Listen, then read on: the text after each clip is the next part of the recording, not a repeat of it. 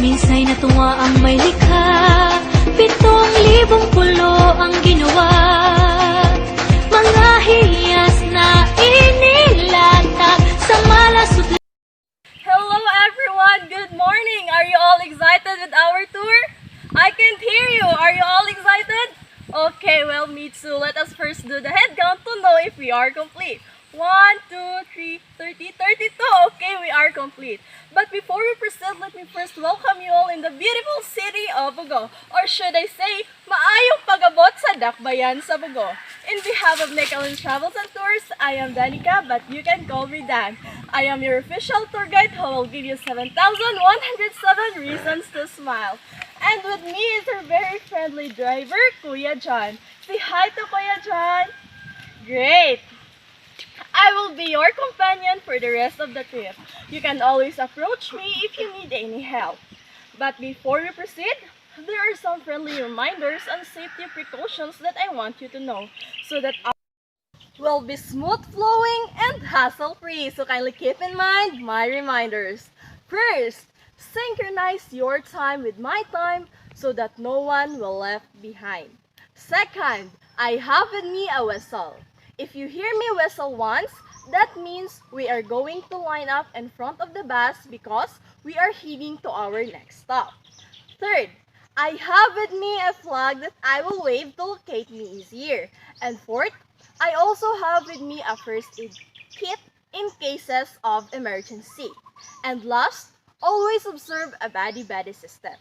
Walk in pairs so that no one will get lost. So, we are about to start our very exciting tour. Are you guys ready? Alright, here we go. But before we proceed, let me just give you a trivia about this place. Bugo. Officially, the city of Bugo is a 6th-class component city in the province of Cebu, Philippines. Early historians aver that the town of Bugo derived its name from a lone bugo tree which stood on the brink of the shore, which is now part of the Bugo Wharf. Bugo City celebrates Pintos Festival in thanksgiving of the abundant harvest and in honor of its patron saint, San Vicente Ferrer. The town's famous delicacy is the Pintos, that is made of ground corn. Our first stop is the Bugo Public Library and Museum. Bugohanons value about the city library and museum that would showcase Bugo's history and culture. Among the exhibits were the boxing gloves and a championship belt owned by legendary Filipino boxer Gabriel Flash Alorde. So now we are heading up in our next stop, the NCCI. NCC is the oldest school here in Bugo City. March 10, 1932, NCC, formerly CNI, was founded by Don Fructuoso Monsueto Fernan, for it was his long dream to give a high school education to the poor people of Bugo, who could not afford to go to Cebu City to study. During World War II, the school was closed. 1945, end of the war. The school was reopened by Mr. Fernan. 1950, CNI became Northern Cebu Colleges or NCC. And in the same year, a college department was offered courses in education, liberal arts, and clerical courses. And 2017, NCC became Northern Cebu Colleges Incorporated or NCCI. Our next stop is the Bugo Ancestral House. This bahay na bato was created in the mid-1830s by the Robeo family. During World War II, this house used as an emergency hospital. After the liberation, Raquel Robio offered the property to the spouse Fructuoso Monsueto Fernan and Monica Villamor Fernand. And this is now their residential house. The home retained its original structure, except the roof, the ceiling, and the canopy. So now we are currently here in San Vicente Church. This church was established as a parish on May 31, 1850. Bogo's patron saint was San Vicente Ferrer. The Korean Church of Bogo was built in the post-war era. Father Jamie Micalot was appointed the first parish priest by the Bishop of Cebu in January 1850. Bogo City celebrates its annual Fiesta Town every 27th of May in honor of its patron saint, San Vicente Ferrer. So now we are heading up in our next stop. This is the Rizal Park. Rizal's statue on top of a 15-foot high monument. It or the statue has changed color many times over the decades. Rizal had a bowler hat and is depicted in Ned's stride. So we are now here in Gaisano. Gaisano is one of the department stores here in Bugo where you can buy your necessary needs. And we will be having our lunch here too at Gaisano Sweet Spot. So guys, are you all enjoyed our lunch? Great!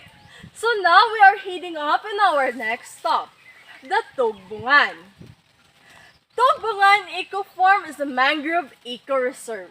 A really known fact of the mangroves is that it protects shorelines from damaging storm and hurricanes winds, waves, and floods. Guys, be sure to wear the right footwear when walking through the beautiful wooden walkway surrounded by endless mangroves cause it is one of the beautiful experiences this place has to offer. So guys, are you all excited in our next destination? Okay, we're off to go! So now we are currently here in Capitan Celio Islet. According to history, the islet derives its name from a notable American Navy Captain Celio, who during the Second World War beached his vessel heading to this isolated yet refreshing islet. The island is a protected marine sanctuary featuring 3 dive sites and a lighthouse. Rebuilt in the 1950s, the lighthouse is one of the oldest lighthouses in the province.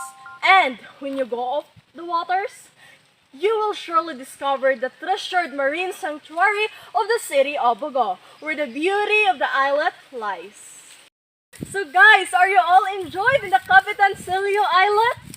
Well, that's good to hear. So now we are off to our next stop. This is the Don Celestino Martinez Cultural and Sports Complex, a large facility for basketball games, concerts, and cultural events. Named after the mayor's grandfather, Don Celestino Martinez. This is the Cebu Provincial Hospital here in Bogo City. So now we're currently here in Bogo City Hall. The new Bogo City Hall sitting at a 6-hectare lot donated by Senora Nelda Espinosa Martinez and Mr. Robbie Herrera. The third area is in the middle of more than 100 hectares of a flat land planted with sugar cane and now being converted in a new commercial district. Last April 15, 2013, the new City Hall started to serve the people of Bogo. So now, we are heading off in the heaven of beauty and serenity, San Romeo. Our first stop here in San Romeo is the Hagnaya Beach Resort. Built in 2010, Hagnaya Beach Resort and Restaurant is a distinct addition to Cebu and a smart choice for travelers. Hagnaya Beach Resort and Restaurant offers impeccable service and all the amenities to invigorate travelers. Guests of the hotel can enjoy on-site features like restaurant, concierge, laundry service, or dry cleaning. Pets allowed, business center. The hotel features 4 to 7 beautifully appointed guest rooms, each including DVD or CD player, balcony or terrace, desk mini bar, air conditioning. The hotel's recreational facilities, which include garden, massage, jacuzzi, private beach, outdoor pool, and designed for escape and relaxation. Enjoy unparalleled service and a truly prestigious address at the Hagnaya Beach Resort and Restaurant.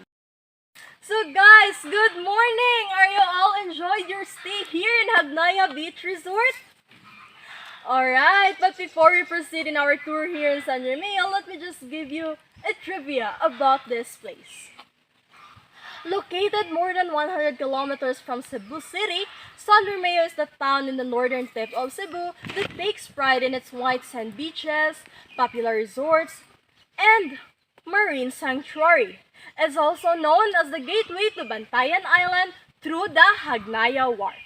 This northern town is a third-class municipality with 27 barangays. San Romeo was formerly known as Canhagas, after the tree that used to be abandoned in the area. There have been two stories behind the name San Romeo. One, that it was named after Saint Remedios of Reyes.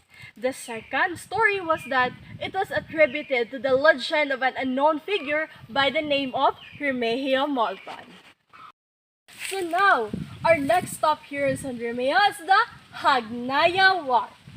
In northern Cebu, easily the most busy is Hagnaya Fort, which is so known that it even eclipses its town of San Romeo, a name recalled in many people.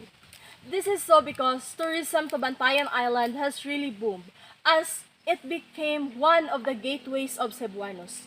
Two shipping companies duke it out in the road to Bantayan Island: Shipping Corporation and the Asian Marine Transportation Corporation, or Super Shuttle Ferry. So guys, we are now currently here in San Juan Nepomuceno Church. The San Juan Nepomuceno Parish Church was built on April 12, 1864 by Reverend Father Seferino Monticelio, the first parish priest in San Remigio. So now, we are moving on to our next stop. This is the century-old acacia tree. A century-old acacia tree identified by the Department of Environment and Natural Resources as one of the oldest trees in Cebu, planted during the Spanish era. So guys, we are now moving on in our next stop, the Gabaldon Building. Gabaldon Central School Building was built in 1930s during the American Regime. So now guys, we're currently here in Lapihan sa San Remigio. The local term Lapihan simply translates to shoreline. Aside from being the longest shoreline in Cebu, Lapihan also takes pride in the long stretches of powdery white sand with a perfect sunset view. Their shoreline is the town's main attraction, and it is in fact the highlight of their annual town fiesta, which is the locals call Lapihan Festival, and is celebrated every 16th of May. So guys, let's make a quick stop here in Hapao Handicraft Shop for different rattan products. Hapao is a kind of weight, which is high in basket. So guys, are you now excited in our next destination? Alright, here we go! So now guys, we're currently here in San Remigio Beach Club. One of the town's biggest resort is San Remigio Beach Club.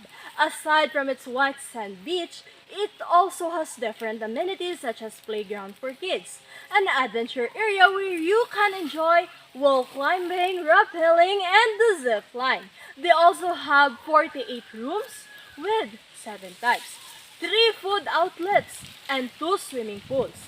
They also have a lot of Instagrammable spots. So guys, I hope you enjoyed here in San Remigio Beach Club. So now, we are moving on to our next destination, the Arapal Nature Farm. So now guys, we're currently here in Arapal Nature Farm, an organic livestock housing and processing facilities which lodgers can take part of, as it offers seminars on organic farming and animal husbandry.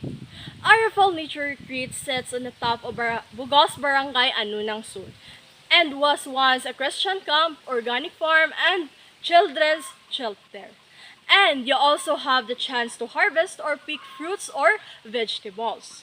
Our fall retreat also offers all organic food, hiking, goat milking, cave tour, and camping under the stars, and a well-lit campfire, perfect with the squad.